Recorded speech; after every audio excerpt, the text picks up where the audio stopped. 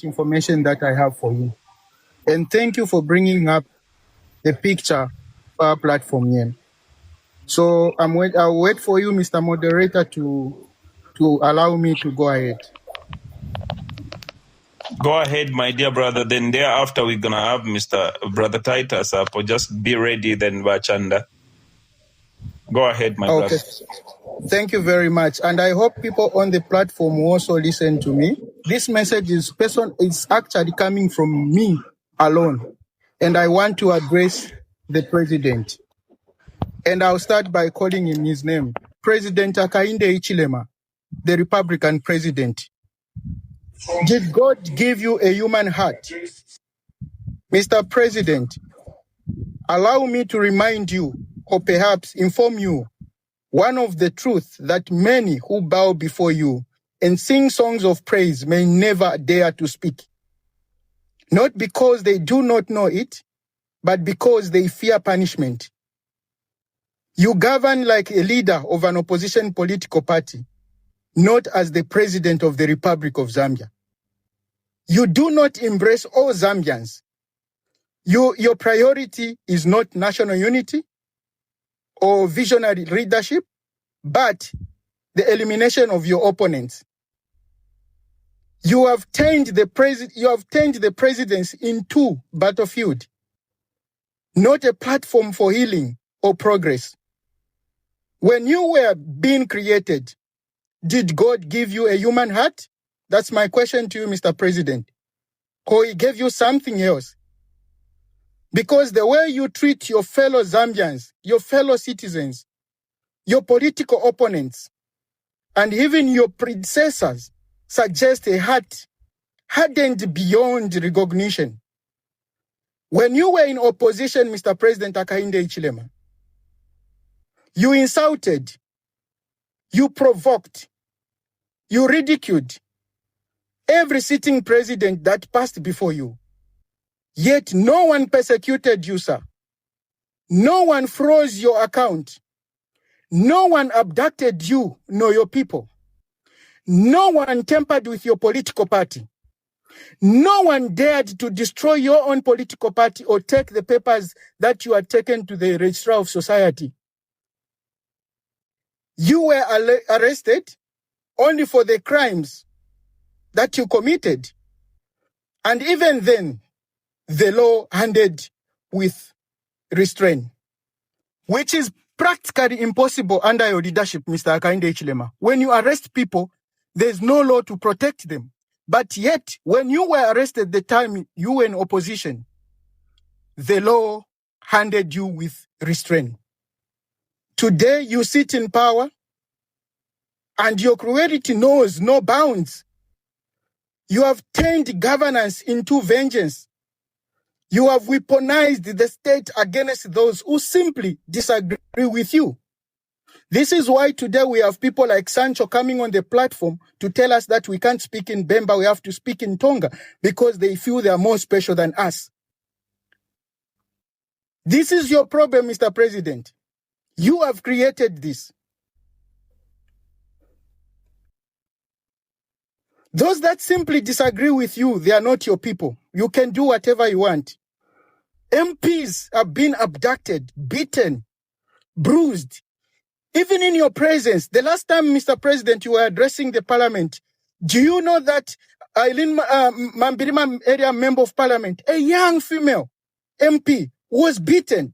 You got that information, yet you did nothing about it. You ignored like nothing happened. And it's okay with you. JJ Banda was abducted, bruised, dumped like a criminal. Munia Zulu, as if he's not a youthful MP. You mistreated him. You grabbed his seat. You took him to prison, and today he's always been tortured. Do you have a human heart? Do you really feel the pain? Do you have the heart for Zambians?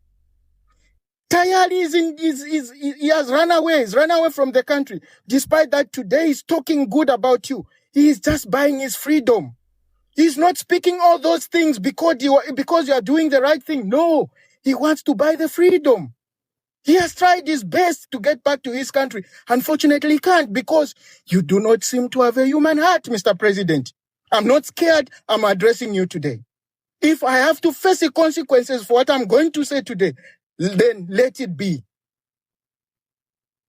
You have frozen all the people, all the opposition leaders, their accounts, their houses, their properties.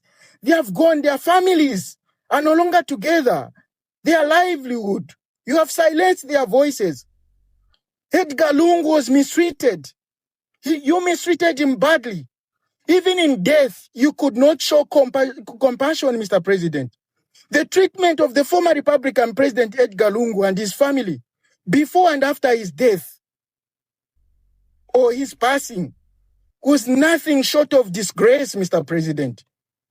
You denied him peace. You denied him dignity. You denied him respect. You mocked his legacy and tormented his loved ones.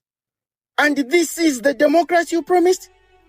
This is why today we can have Sancho coming here and telling us that all those who don't see the good things that Hakainde is doing are blind. This is because you have decided deliberately to ruin his legacy just because he died. You have dismantled every pillar of our governance. Civil society are gagged. Churches cannot speak. They are afraid to speak, Mr. President.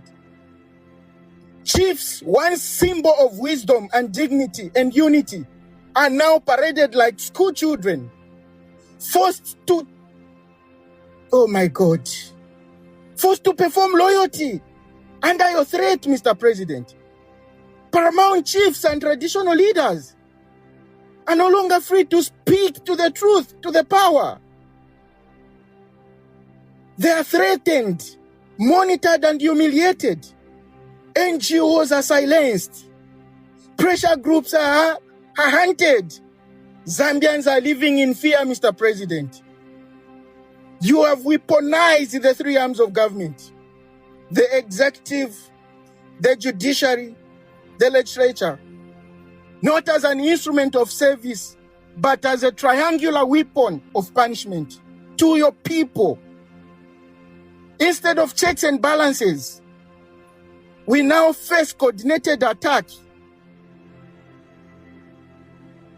Oh my God. No decency. The courts are no longer protecting the innocent. Parliament no longer represents the Zambian people. And your executive power no longer governs, but it punishes us. You have divided us along tribe lines. That's why Sancho can say whatever he wants to say today. Your strategy have brought nothing but suffering. Your leadership has become a source of national trauma, Mr. President. So I ask you again, did God give you a human heart? What do you truly desire, Mr. President? What must happen for your heart to be satisfied? Tell us. We need to know. It seems there's something that you want to happen for you to be satisfied and govern the country in the right direction. Can you tell us, please? If truly your intentions were to save the country, then why have you become its greatest source of pain, Mr. President? I believe you will receive this message and you'll be able to respond to me as Paul. And I'm speaking it because a lot of people today are silenced. Many are in prison, wrongly imprisoned. And if we cannot stand and speak for them, should I wait for my time to come to be arrested and then wait for others to speak for me? Mr. President, we demand your answers. Did God give you a human heart? And if he did so, why are you acting like this?